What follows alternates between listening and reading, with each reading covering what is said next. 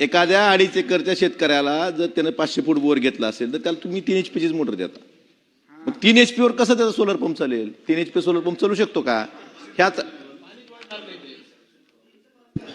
त्यात माझं मत एवढंच आहे की जिथं खोलीचे बोर आहेत त्या ठिकाणी तुम्ही पारंपरिक कनेक्शन चालू केले पाहिजेत. तुम्ही जे पारंपरिक कनेक्शन बंदच करायचं म्हणता, हा हट्ट करू नका.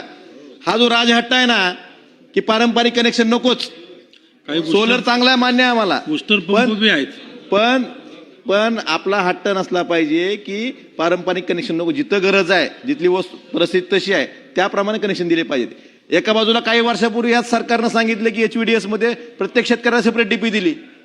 काही वर्षापूर्वी त्याची कामं सुद्धा अजून अपूर्ण आहेत आणि लगेच 2 वर्षात तुम्ही उलटच केलं, सगळं पारंपरिक कनेक्शन बंद केले. मग पारंपरिक कनेक्शन बंद केले म्हणजे शेतकरी वापरायचा राहतो का? कोणतरी कुठून तरी लाईट घेतोच ना. त्यामुळं आपण ह्यात ती व्यवहारात तपासली पाहिजे, प्रॅक्टिकल झालं पाहिजे. कुठलाही राजहट्ट न करता आपण पारंपरिक कनेक्शन सुद्धा चालू केले पाहिजेत आणि ज्या शेतकऱ्याला सोलर पंप पाहिजे सोलर पंप दिला पाहिजे, ज्या शेतकऱ्याला पारंपरिक कनेक्शन पाहिजे त्यांना पारंपरिक कनेक्शन दिलं पाहिजे. आणि सोलरच्या बाबतीत सुद्धा आपण बऱ्याच एजन्स्या कंपन्या आहेत की त्या शेतकऱ्याला सगळं काम करायला लावतात. 6-6 महिने 8-8 महिने झालं, वर्ष झालं पैसे भरून. आमच्याकडे अनुभव आहेत आमच्याकडे अनुभव आहेत. कुठे साहेब? आमच्याकडे अनुभव आहेत. शेतकऱ्यांना सगळं काम करायला लावतात. त्यांना तुम्ही एक तर DBT करायला पाहिजे होतं, DBT केलं नाही, तुम्ही एजन्सी नेमल्या. त्यात सुद्धा काही कंपन्या शेतकऱ्याला सगळं काम करायला लावतात, त्याची दुरुस्ती केली जात नाही.